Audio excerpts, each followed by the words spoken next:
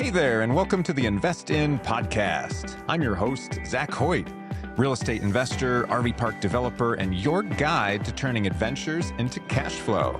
Every Thursday, we dive into the strategies, tools, and mindsets that help you invest smarter and live freer. If you enjoy the show, tap subscribe, rate us, and share it with a friend. Now, let's get into today's episode. This episode is brought to you by RVParkConsultant.com. They are your go-to experts for purchasing, funding, designing, launching, and growing RV resorts and campgrounds. With over 35 years of hands-on industry experience, they offer smart park layouts, creative financing solutions, and operational optimization strategies to help you save money and boost your profits. Ready to turn your land into a thriving hospitality destination? Visit RVParkConsultant.com. Link is in the description below. All right, everyone. As we trickle in, I can see some familiar faces. Welcome. I can see some new faces as well. Ham, Willer, Bruce, Emmy, Belinda. Hi, Belinda. Nice seeing you. Dale, James, Michelle. How are you all doing today? We'll allow it. Good. Okie dokie. So we'll allow a couple more minutes.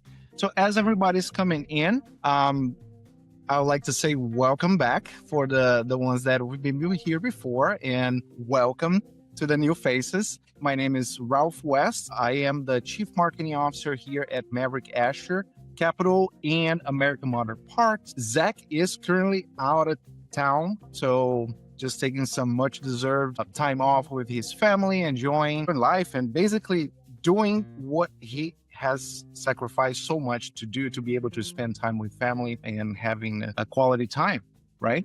So, but as we have the calls every week, we didn't want to cancel the call because, as you guys know, the deals keep coming and most of you have questions. Some of you reached out to us during the week with a couple questions that we would like to walk you guys through. And I will be here today with Kevin Jones, who is our COO. Kevin is the person that receives all the deals in. So every single one of them that you guys submitted went through Kevin. So we could make sure it's in with our buy box. And it's something that is actually profitable for all of us, right? So you guys can make good money out of it as well, the potential for the park, right? So with all that being said, looks like we have other people just joining. Eve, Wright, Christina, Shannon, Mando, Danny. Couple updates. Last week, as you guys know, we went to the OHI, which is the Outdoor Hospitality Industry event, which we got the chance to meet quite a bit of people. We had a podcast set up right at the entrance of the pavilion, and it was amazing.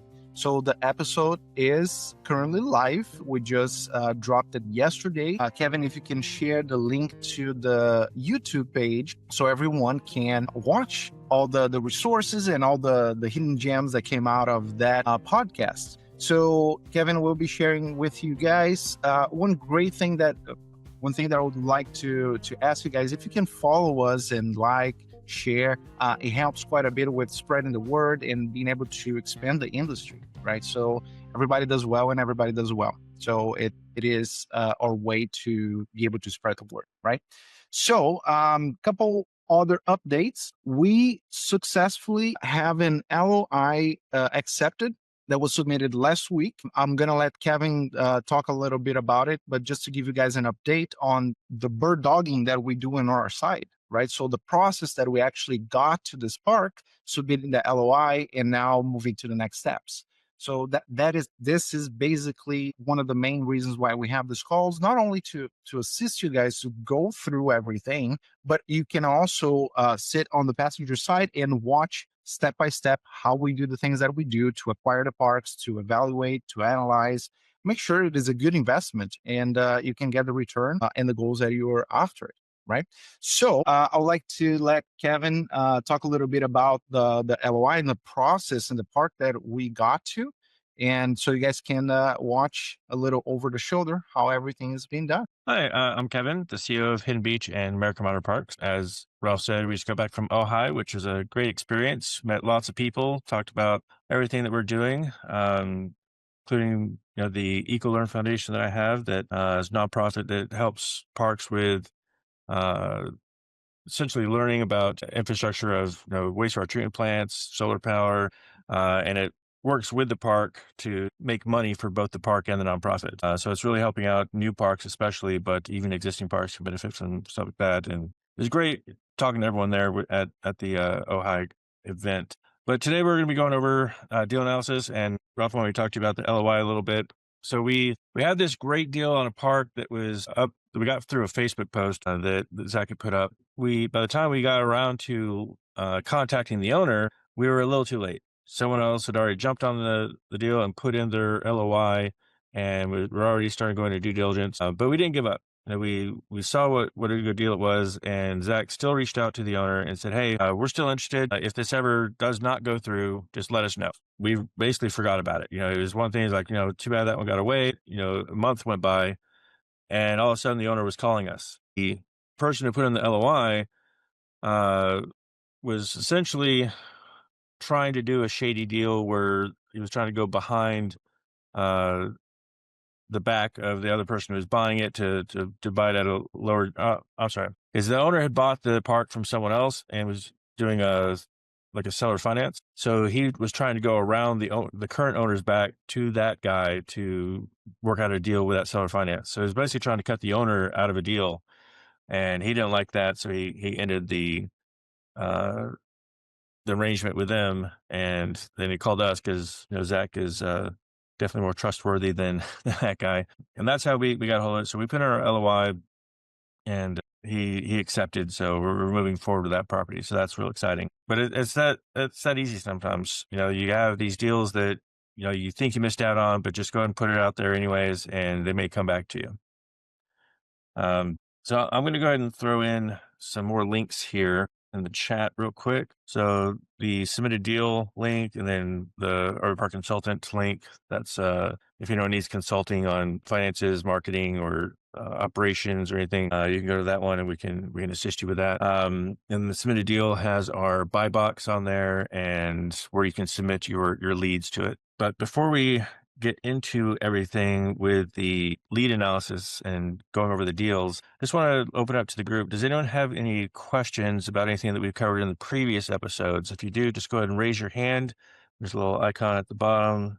Just raise hand, and we'll call on you, and then you can ask any questions. We can try to address those before we get into things. Exactly. And I wanted to mention, if any of you have a deal that you'd like to be analyzed on the call, you're more than welcome to submit that on the link, or you can just send it to us either in direct message here or to our email, which we're going to drop the email down. So you don't have to mention the name of the park or anything, so we can protect the deal that you're working on. But if you have any questions, you're more than welcome to bring that deal. If nobody brings the deal, we have a few of them that we can present that we are currently analyzing, and we can go through with any questions that you guys might. So to get back to Kevin's question, does anybody have any questions about last week, the post that Zac created on Facebook to attract more leads and bird dogs, or any sellers per se? Does anybody have any questions? You feel free to raise your hands. If nobody does have a question, we can jump straight to the deal analysis on the first example that we have, and to give you guys a little bit more time to submit a deal.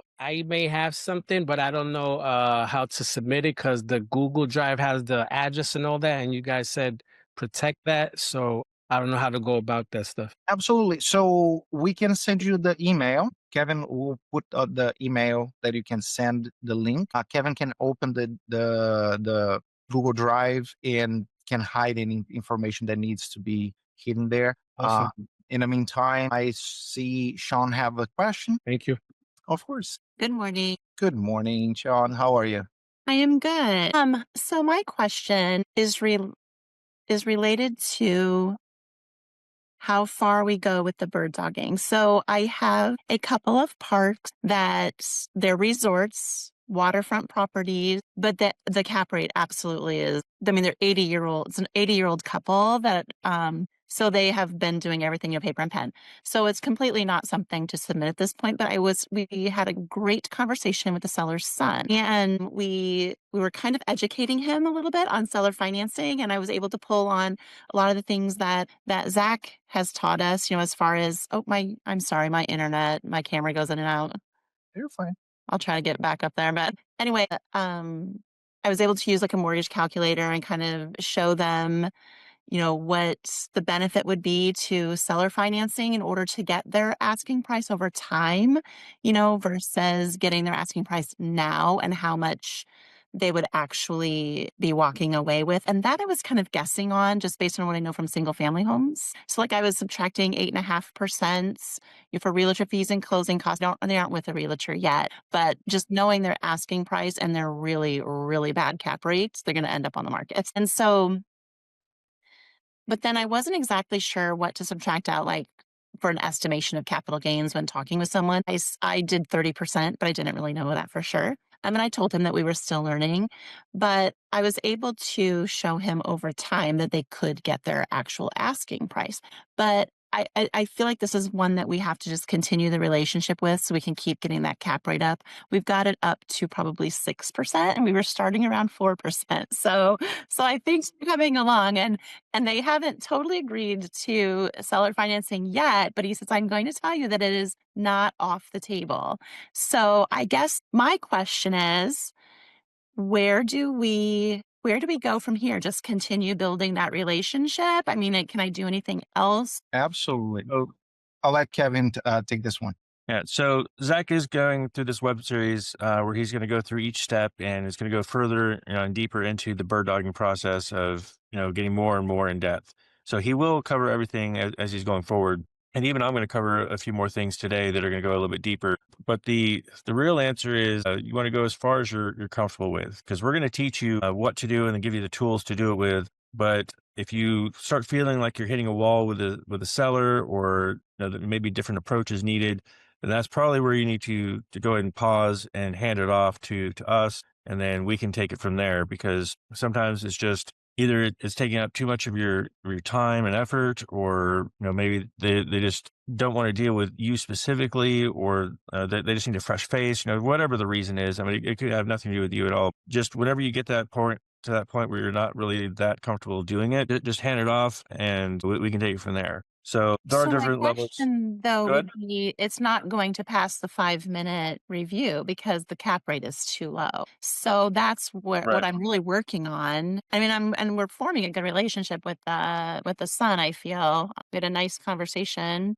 And I'm going to go over some of the stuff there that could help you with that negotiation today, because I'm going over like why it's a 10 cap, and then you can take that information and kind of explain it to them of like why their 4% cap is bogus, and why no one will take that deal. So we'll get into that today, and that should answer your question. Then at the end, if you still have more questions on that, then we get to it. But I would say just hang in there. Like there's a lot to teach, so we're trying to go at a steady pace so that people can get a feel for everything. Okay, thank you. That's right. And to just complement the answer, every relationship is important. If you see there's something that can hide behind most people, and we all come from the multifamily and single family, when you present something that's unknown to them, every single one will be hesitant, right? And then they're going to try to verify, okay, how much experience do you actually have on this? When you present, so, well, I'm new too, I'm trying to learn on this. So, well, wait a minute, you're trying to learn the first time on something that I don't necessarily understand. That's when we come in, and we allow the bird dogs to piggyback on our experience, Zac's experience, the ability of Kevin to underwrite the deals, to come in and answer any and all questions that the seller might have, and explain why this is a better option for them as far as selling the forest. Most of the time, you will be dealing with mom and pops, right? So the numbers, it's the same instance for most of them. Numbers don't necessarily reflect what the park does. Most of them try to sell on the pro forma. Oh, this is going to be a value of, valuated at this much if you finish the marina, which we already put them in. So there's a lot of education and a lot of trust that needs to be earned. And when the time comes, it's something in their lives happen, and they're forced to make the sale. they're going to look back and see, who do I trust the most to make this work? Right? Who been following up with me, and answered every question that I had. So you will pop right up in their mind. Right. So that's the relationship building that got us to get to this park. Right. So the seller, we reached out to the seller, we explained everything. They unfortunately were already in contract. We understood, but we were there following up with them. When the time came that the deal fell through, who did they thought first? They came right back to us, and that's how we're building the credibility, allowing you guys to use the resources and building more tools and giving you guys all the assistance that you need, knowledge and education that you need. Sorry, Molly. Build more the credibility that you have when you come to talk to a seller. And the next time, do you have experience? Absolutely. I already did this once, right? And then so on. So we are ourselves looking for 25 parks. So there's plenty of chance to bring the deal, watch over our shoulders to go as far as you're comfortable with. This is we're not charging anything. You're actually making money by bringing the deal. But obviously, you're gonna make more money the more experience that you have. The how farther down you were able to take this deal, right? So if you just brought us the link of the site and we have to go through everything, then that's worth less than if you were to come with a deal entirely structured. It's basically signed down here, right? So that's where you're gonna make the most money. But as we all know, this is a completely different beast from multifamily and single family. So we're here to give you guys every single support that you need and the resource that you guys will need to perform that. Yeah, so I just want to get into some of these examples, so we have plenty of time to get into a deal and then have time for questions, to respect everyone's time with 1 hour. So I'm going to go over like what is a good deal, what's a bad deal, and why do we judge it that way. So start with the first example park. That's in Texas, existing park. It's meeting every single one of our criteria. 50 plus pads. It's near interstate. All that good stuff. So this one is 65. Asking price 2.4 million. Which breaks down to $36,000, almost $37,000 per pad. An NOI of 250. Cap rate is above our 10%. It's an on-market deal, but it's been on market for a really long time. So this is actually a good deal that we would move forward. I know that one says no, but that's just from testing. This is like exactly our buy box, and this is what we want to see, because we can still negotiate from that 10 cap and do even better, with seller financing or whatnot. So that one's a pretty easy one. It already checks all the boxes from our buy box that we're looking for. Now I'll go to the second example. This one is a little bit harder to judge. State of North Carolina does not meet the 10 cap rate. Everything else is kind of there. It has 150 units. Asking price of $5.5 million, which is 36,000 and a half per pad, and the NOI is only 300,000 though.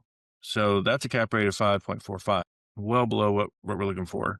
But because they're asking so much for it, and there's all these pads there, we can kind of negotiate a bit, just like the previous person had the question. It started at 4%, she brought up to 6%. And we have negotiating power there, and I want to kind of show you why we go with a 10 cap. So we kind of mentioned this a little bit, but we didn't get into it last time. But we go for a 10 cap rate because when we go in for a bank loan and seller financing, we're going to come into something with, a 70-30 or a 50-50, some sort of dynamic where we're going to have partial bank loan and then partial seller finance. So the bank loan is going to be something around 6.5% to 8% loan. And then the seller finance, we're going to try and get between 3% and 6% seller finance.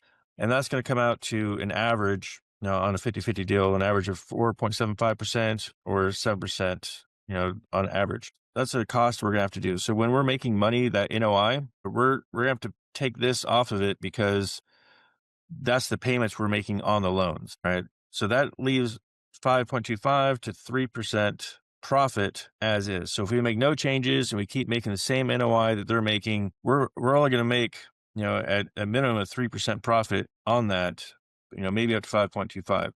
And we're going to be making improvements. We're going to, try to get that NOI higher by, lowering the costs and, adding amenities and maybe expanding. So we're going to try and get it up. Going into the deal, we don't want to be losing money. If this is at a 10 cap, if this is at a 6 cap, well, we might be losing money right off the bat. So if it's a 6 cap, that goes to like a negative 1%. And we're automatically losing money as soon as we come in the deal. And we're going to have to scramble to try and make anything. So that's going to be a really bad deal for us. And this is how you can kind of explain to them, like, look, when we get into the loan for everything, we're having to pay interest on that loan, whether it's to the bank or to you. And that's going to take off of everything, off all our profit. The cap rate is at 10 because that's a comfortable margin where we can still make a profit. And we can try to negotiate better from there with, more seller financing. That's it's a little more complicated than that, but that's just the basics of why we want it there. Hopefully I explained that fairly well. Does anyone have any questions on that cap rate and my explanation of it? I don't see any hands. All right, great. So this one here, we can quickly calculate what a 10 cap would be by looking at the NOI. So if they're making 300,000 a year, if we want to make that a 10 cap, we just multiply this by 10. So that 300,000 would be 3 million. So in order to get this, asking price down to a 10 cap, we got to bring that 5.5 million down to $3 million. So this is where, that you can see this is kind of gray, but so it's a good deal or not a good deal. When you're talking with the seller, do you think you can bring them down $2.5 million from their asking price? It might be yes, maybe. It kind of depends what's going on.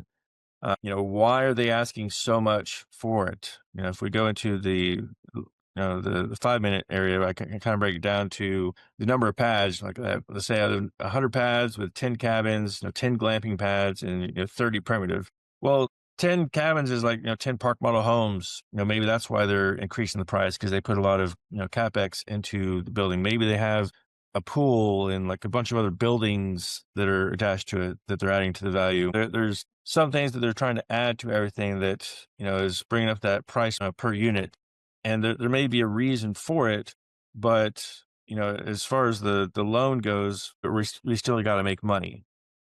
It'll give you a better idea though of can they wiggle on the price, and you can try to get it down and explain to them why. But this one is probably not going to work for us, because trying to talk them down $2.5 million is a big ask, and you can do a lot with seller finance, but that one's probably a bad deal, even though there's a little wiggle room, but it's just so much that you have to bring down. So Kevin, do you think it's, even though it's not the best deal as it sits on the paper, would it be worth to send them an LOI with numbers that work and make sense for you or for us as a Birddog? So yeah, you can definitely put out an LOI on this property, but like you said, it has to make sense. So they may reject your offer immediately, but for this one to make sense, I would put an LOI in for 3 million, and they're gonna look at that and be like, oh hell no, we're not selling for that. And I put this as an off market, so they haven't even put it on the market yet and seen how ridiculous their price is. Mm-hmm. So this may be one of those that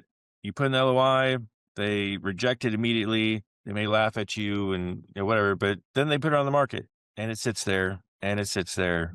And 6 months later, they're suddenly calling you back like, hey, are you still interested in this? They reduced the price down. So what you're saying is it's definitely worth to plant the seed, at least in the back of their mind. It just gets to the point like a single family or multifamily. If they're overpriced, that means they haven't been in the market for long enough. Right. Or they are not in a circumstance that push them to close the deal, whatever it takes. And this is really where kind of the Birddogs can shine, is they can build those relationships on these ridiculous deals that no one's really going to touch, and just plant that seed, and it may come back later for them if they built that relationship, because I guarantee no one's buying that at $5.5 million unless they're looking to lose money or they have some grand plan. But that's a bad deal. They should definitely go way down on that price, and 3 million is where I'd put in the offer. And even then, like with the LOI, you could try to negotiate with them on the LOI and then just try on the final contract to lower it even more based on what you see within the park.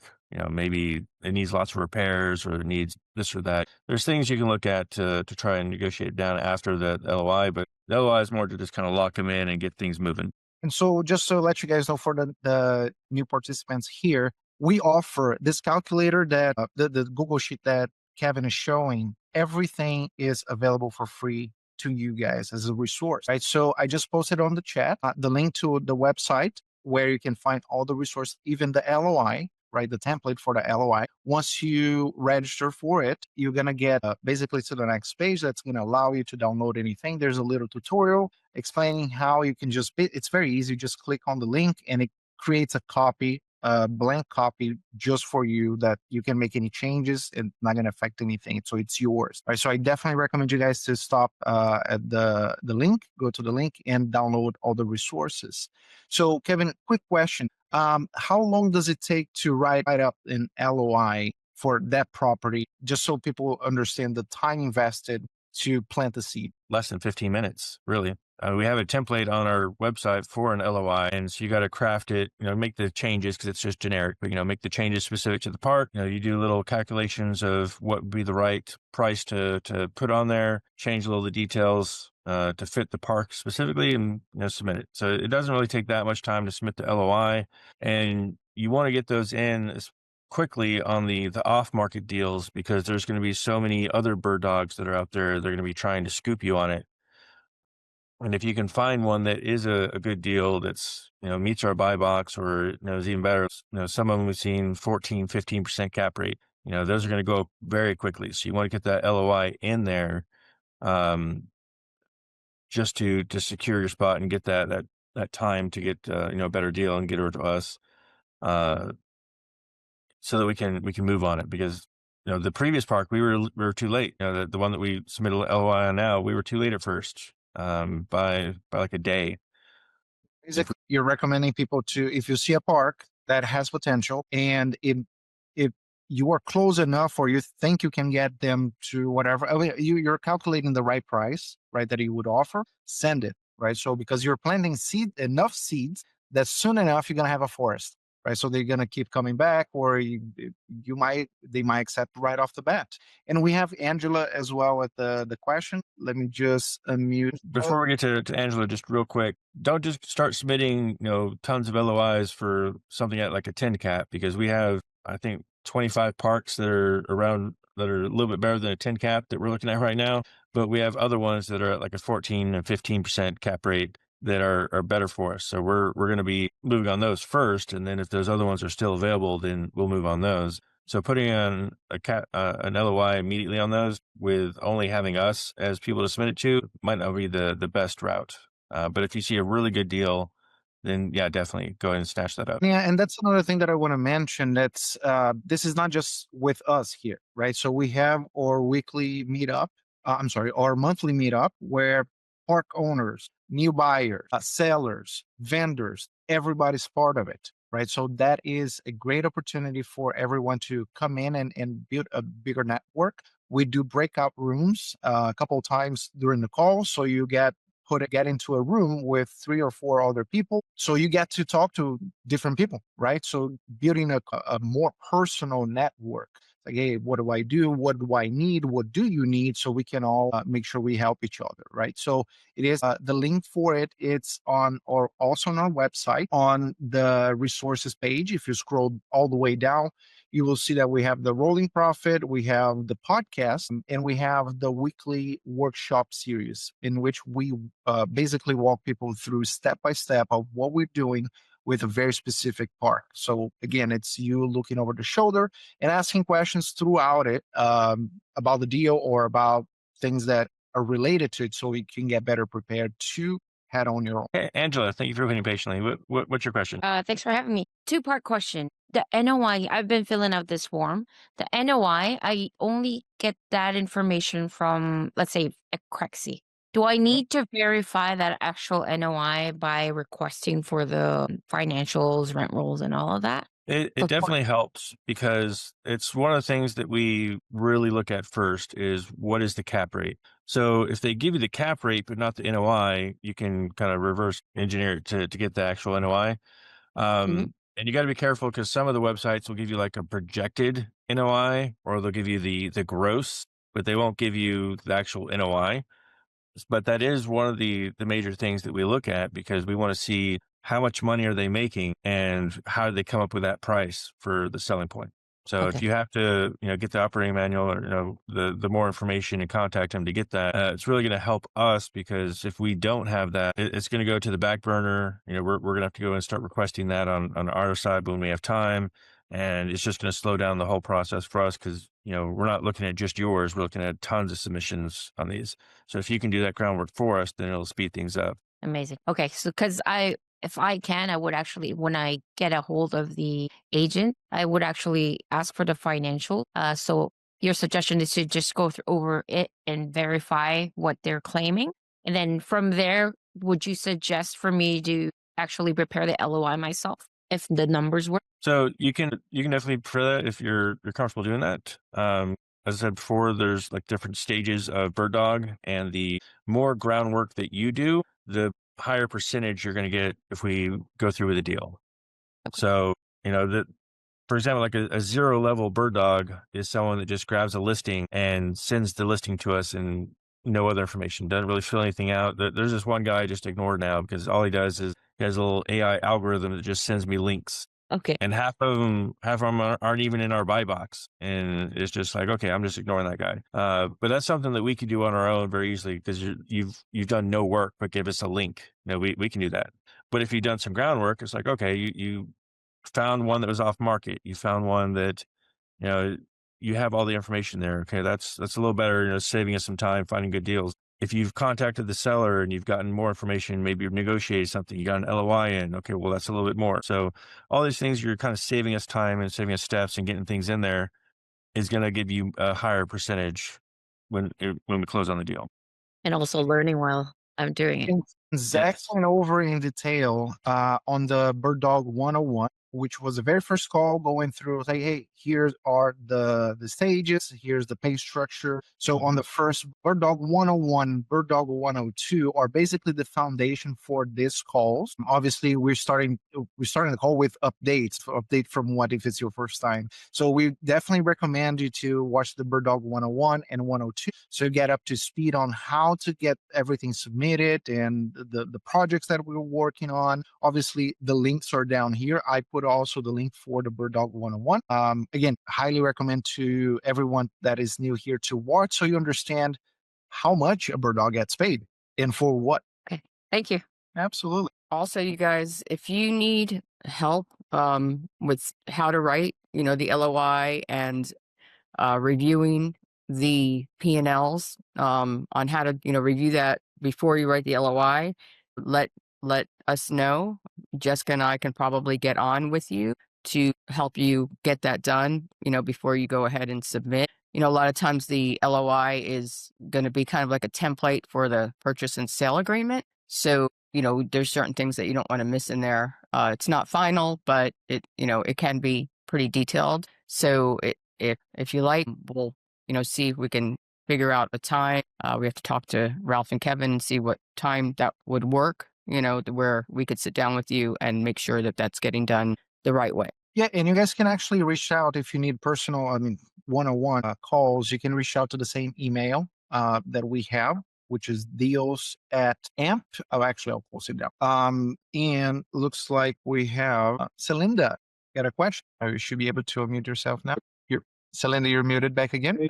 All right, so let me see. Still mute. Who's messing with the mute button? Sting something. All right. Accidentally clicked your YouTube link and it's playing in the background. So I'm trying to figure out where that window is. And all of that. Come back to me. You're not going to be able to hear me. Come back to me. It should have a little like a speaker icon in the tab to help you identify which tab that is. And Kevin, in the meantime, were you able to find the deals that we're going to have sent out so we can have it ready? I don't see in the deals email the one. I have one here from Jay Bohr, but it's a PDF that was sent. So I don't think that was the one because he was saying it was a Google Drive, but the PDF has all sorts of identifying information. I think what might be better is to either, someone else has a deal they don't mind sharing, we can do that, or I can just get on a Crexy and just grab one. We can also translate that deal, those numbers, into this 60-second buy box analysis, correct? So we can just look at the numbers strictly to go through it. And Celinda, if you're able to get it worked out, you're more than welcome to jump in. Yes. Sorry about that. It's so funny. Okay. So just to clarify, so are you saying that you would like us as Birddogs to go ahead and send LOIs based on the cap rate, or or not until we share it with you and make sure you're interested? Well, as I said, like we have tons of deals that are like 10 to 11% cap rate already that we're not going forward with right now. Like those are kind of on our back burner of we've accepted them from Birddogs to look at them, but we can only buy parks so quickly. So we have one that's at a 14.5% cap rate, another one that's over 15%. So we're going after those first. And then, if those either don't work out or, we have time to go after another one, then we'll start going down the list. We're also reaching out to them outside of an LOI, trying to get them down with a price. So Zach reaches out to those owners on the 10 cap, but we have a priority system, which I can show you kind of here, the 5-minute tab. Your priority, whether it's, hot, medium, or low. And I can tell you the majority of the ones that we have are low priority because they're right at that, 10.5% cap rate. It's a little bit better than that. It's medium, but then, the hot ones are the, 13% or over. So we're going after those just in priority of the easiest ones, the low hanging fruit that we don't have to do tons of convincing on. And then we're going to start going down. So if you're asking about, should I submit an LOI?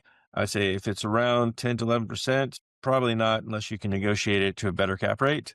If it's 13% or over, I would definitely go and try to lock that in with an LOI, especially if it's off market, because those are the ones that are going to get kind of snatched up pretty quickly. But unless you just were cold calling the owner and just got a price. But if you were like on Facebook or something and, that's how you got it, there's tons of bird dogs going through those. So you want to get that in quickly. And that's where it'd be worth going in and putting an LOI, because now you're going to get that contract first before anyone else snatches it from you, because it won't do any good to give us the deal. And we're like, oh, that's great. And we go and try to put in our LOI and someone else has already beat you to it. So it depends on like how juicy the deal is. But that's kind of the gauge, I would say. If it's over 13%, just go ahead and do it. If it's below 13%, send it to us first, and we'll try to negotiate a better deal. Or if you feel comfortable trying to negotiate a better cap rate, then you can start doing that. And Lizanne can also help you with that. But Zach will be going into negotiating tactics and everything later on to help you out as well in future videos. Okay. Thank you so much. Uh-huh. Oh, one last thing. So if I'm writing the LOI, would I write in my name, or I just go to Lizanne and confirm how it should be written? Lizanne can help you out with that. Okay. You can put in your name, because the LOI is just a initial document that's typically going to just kind of be a placeholder so that they're not going to try and sell it to someone else. Then there's going to be an initial contract that's going to come in after that. That's going to start going to the details of how long the due diligence period is, the EMD, all those other details. That's going to be just a completely different contract. So the LOI is just that initial contact of trying to lock it in. Yeah. So, Thanks so much. This is uh-huh. great. Answer a question that Gregory had on the chat, that I know of the distressed RV park with marina property. If there's any interest, yes, but we want to make sure we can look over and if it's in our buy box. So I just posted a link to our submit a deal page. You can just see what the buy box is and being able to just type it down, the information that you have from the park. Right. So we don't ask for the name of the park. We want to make sure you guys feel protected. It's not intention to take anybody's deals. Obviously, we want to work with as many people as possible. But if the deal is not juicy, like Kevin mentioned, juicy enough for what we have on the pipeline, it doesn't mean that you can't sell this deal to a different investor. Right. So, and we're here not just to drain you guys from deals. And if it's not our deal, then don't bother with it. Right. We want to make sure you guys are supported because if you guys do well, right. So if you get really good at finding parks, guess what? We are getting really good bird dogs that they're going to work with us. And because we allow our flag for you guys to use to get more credibility, we're building a relationship with you guys the same way that you build a relationship with the prospect. Hey, Kevin, I just submitted a deal on the deals email. It's from Mando Fund, just in case. Thank you. Mando, yep, got it. Hey, Ralph. Yes. On that Hilton Head one, I'm only aware of it because they have some of the sites, maybe all of them, are deeded to owners, like almost like a timeshare. I see. I'm only aware of it because I have a friend that owns one of the lot. It's very distressed, but I don't think it's on the market. But it's very distressed. The owner's very distressed. They And basically fractioned it. huh? They fractioned it. They just And pieced it yeah, out. and I was talking to my buddy about his site and his park, and he said, as I was talking to him, I got thinking, Jesus, I wonder if somebody could reach out, me or someone else reach out to this operator and say, would you be interested in selling? It's, as far as I know, it's not on the market. If you're distressed and somebody comes in and says, we can help you out, So there's a thing that we work a lot internally here, which is the mindset. And there's one thing that we say very often is let them tell us no. If nobody's saying no, guess what? We'll go as far as it can possibly be go.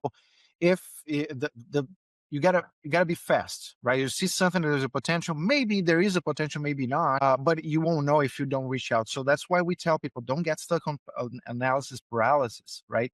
Just reach out, get the sense of is this a good thing or should I put more time into it? Again, do not get emotionally attached to the deal itself, right? To the park, because that is almost like you're gambling, right? So you just want something so bad that you are basically have to be willing to lose money, right? So that's not what none of us want. So right. yes, reach out, see what they wanted to. Hey, do you want to sell? No, why not? Do you mind me ask why not? And then you start building that relationship. Plant the seed. Typically, if you were one of the first people talking to them, and they feel that there's this genuine interaction, right? So it's like, if you're not trying to sell it, I'm not trying to push it to sell it. Just curious, right? I do this for a living, and I would love to see this park at its best days back again. So people, they don't just sell the park, they sell the buyer, right? So they want to make sure that something that they loved, even though it might be run down or needs stuff, it's going to be loved once again by somebody that's going to be putting. It's actually a gorgeous park on a $1 million location. It's just being grossly mismanaged. Yeah. So, and it's a young kid, and according to my buddy who owns a lot, it's just grossly mismanaged, and its ratings have gone from like a 5 down to next to nothing. And so that's why I say there's potential there for somebody swooping in and saying, if we could steal this for the right price, you've got a beautiful property and a beautiful location. It just needs new management. It can be salvaged, right? So Right. the difference is if you get a park in the middle of the desert, can be a 5-star resort. It's out of the way. People might not show up, right? So location, definitely, it's a must. If it checks that box, and then you go down the checklist, right? So check all the boxes. Some of them are not going to check, but if you see there's an opportunity, it might only take you 15 minutes of your day, and who knows, it might come back in 3 months as being one of the most profitable deals that you were part of, right? Because there's so much meat in the bone. It'd be way too big for me to take down as a first time investor. Way too, way over my head. I would need help, obviously. This it's a RV park, it's a marina, and there's a restaurant. Yeah, submit it to us. If it's something that works out, you will be with us, looking over the shoulder, working with us. We're going to support you throughout the deal. Kevin has calls with the Birddogs that submit a deal that need assistance. Question, submit it to us, right? So it's the same thing when we invested personally in our first portfolio. My first portfolio for multifamily, it was way too big for me to take on, right? So you got to go to other people that have experience until you feel comfortable, you fill up the shoes to say, hey, this is actually what I do. And I can answer any questions because I've been through enough situations to understand the outcomes of them. Michelle, that's the one. You hit it on the head. So I wanted to address a question here from Christina. She's asking, could you help with the difference between off-market and cold calling owners? I've been bird dogging for a few months and I've learned that anything on Crexy is old news to buyers. So I went to Craigslist, to Marketplace, and Facebook group. Those owners don't want to talk to bird dogs and now thinking about just setting up lists, looking at ownership links, et cetera, et cetera. So something recently happened with Sub 2. Pace Morby did a RV Park Challenge. I'm sure many of you are aware of it, but what that caused was just a flood of Sub 2 people becoming bird dog.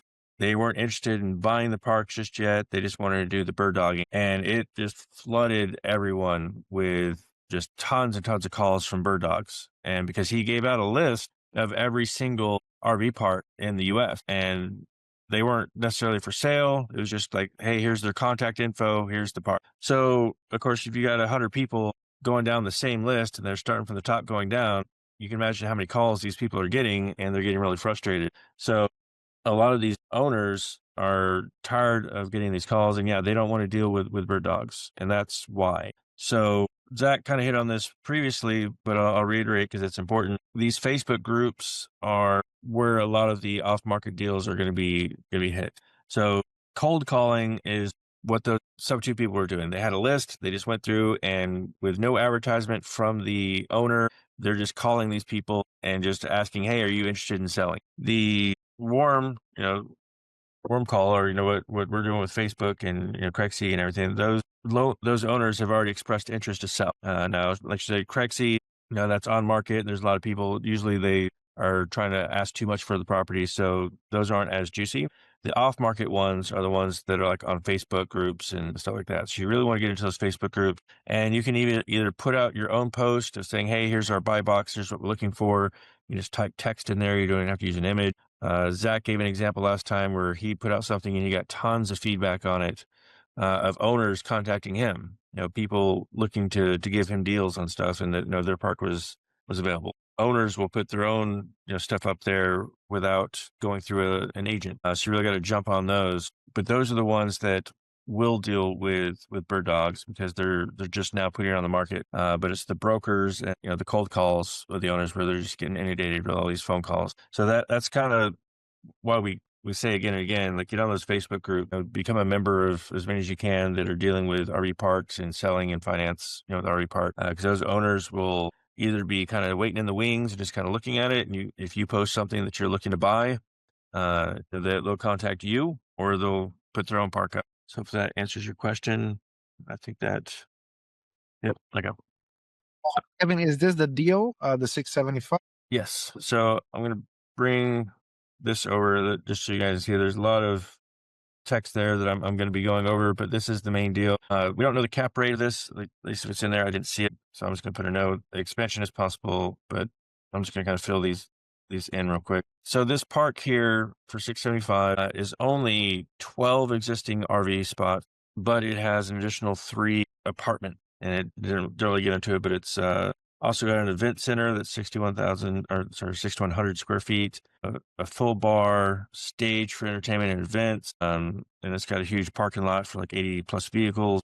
It's got a roping arena, and this is kind of what I'm talking about. Like when you're looking at the price per unit, some RV parks are just spaces. They don't have a clubhouse. They don't have a pool. They got nothing. So some of those you'll see like a price per unit might be as low as $6,000 to $15,000 per pad, but other ones you might see as high as $60,000 or $70,000 per pad, and they're either asking too much or they have a lot of amenities that they put money into infrastructure. So something like this, 45,000 per is a little high.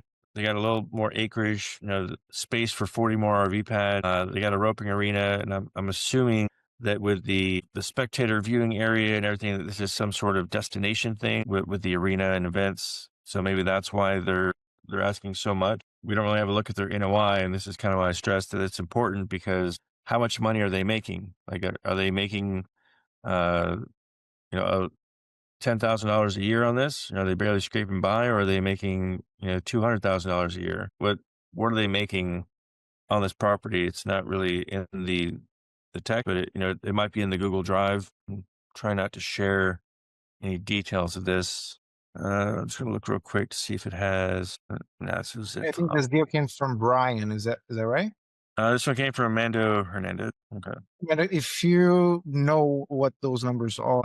Yeah, if you have the NOI, just put it in the chat. But I can tell you what we're looking for on this is, if they're asking 675, we're looking at 67,000, and I'll just bring the calculation over real quick. I don't have the but I should request that. Yeah, you Okay. should definitely request the NOI What else? or the P&L, the T12, any of that information.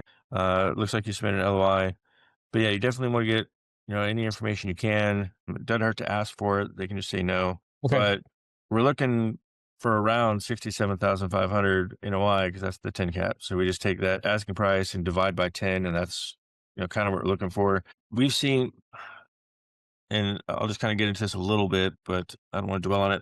One of the parks we looked at was showing a really good NOI, making like over $300,000 per year, but his financials were a wreck. He was doing the on back of napkins and stuff. And when you actually looked at it, he was losing money every year. The only reason that he had such a high number there was because he was selling RV pad and he was counting that as part of his NOI. And it's like, that's a one-time sale. Like that's not going to give you a good indication of a continuing, sustainable income. And plus he's selling pads. So now you have less recurring income because you have less pads to rent. Be careful when you're looking at those NOIs and you start getting into the financials.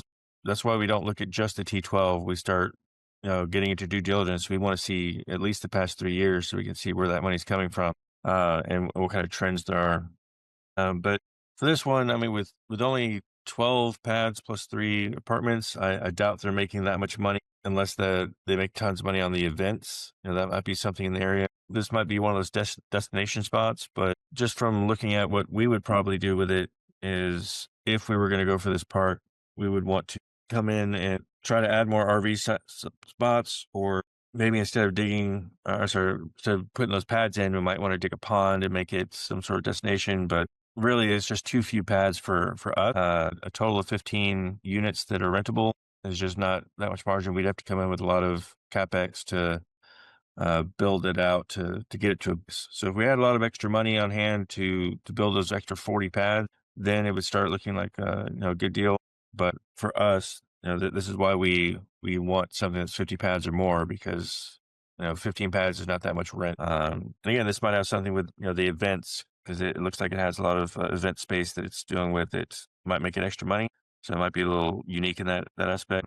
And some of the bird dogs are looking to take on parks themselves, right? So Yes. could be something that works for you. And if you still need assistance with that, it's totally fine. You can reach out. It might not work for or by bots to sell it, but if it's something that falls in your net and it's like, hey, this I'm onto something that's close to home, I can manage and it's a little bit more within arm's reach. Absolutely.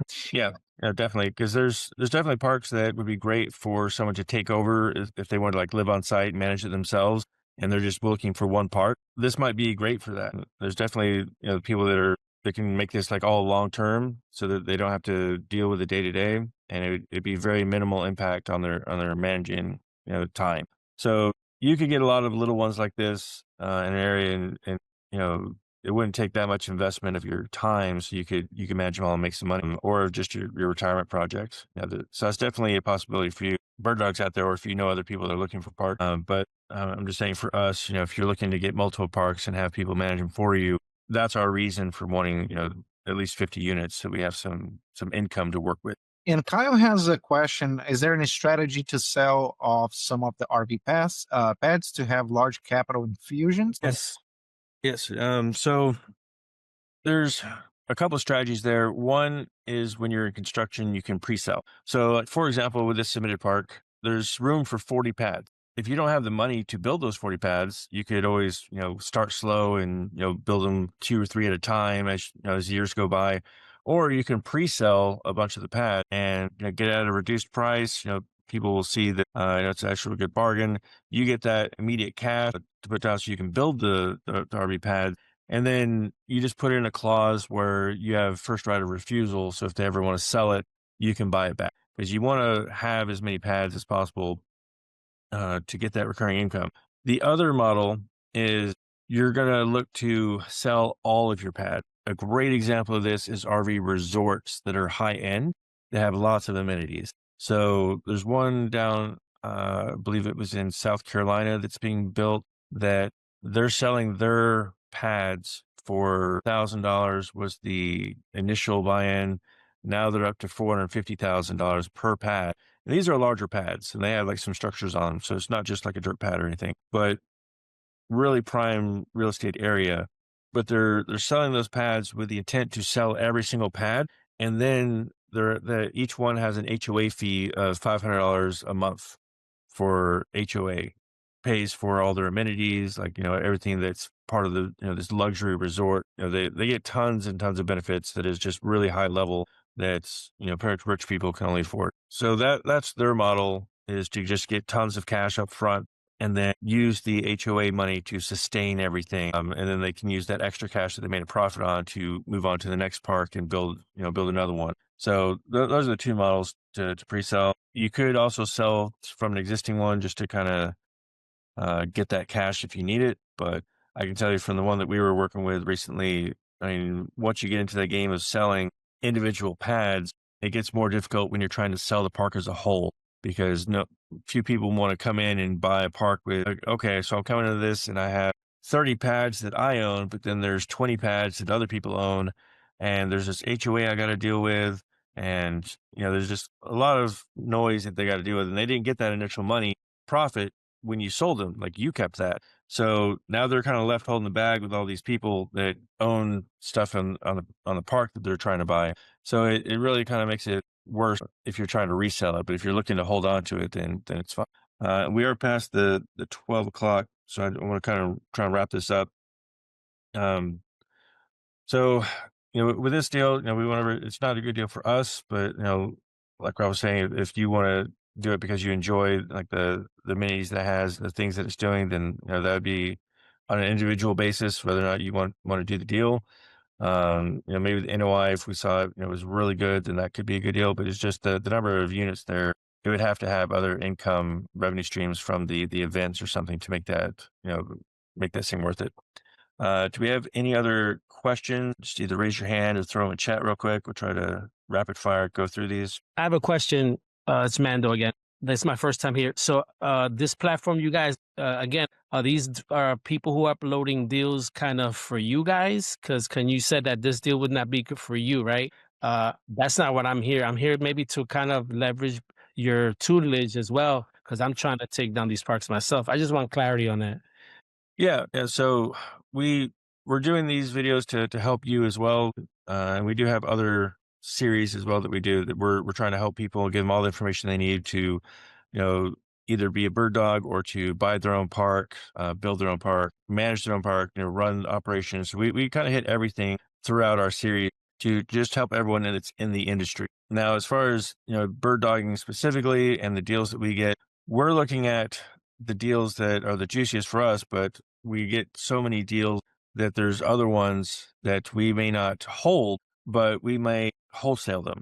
So Okay. we're looking at some of these parks that we're going to okay, well, we don't want to keep that one, but it's a really good deal and we know someone wants to buy it. So we're going to have a list of buyers that are ready, that are looking to buy. We have their buy box and we find a deal. So we're going to go and do a lot of the groundwork to get that ready for a wholesale, and then we can send that off for wholesaling.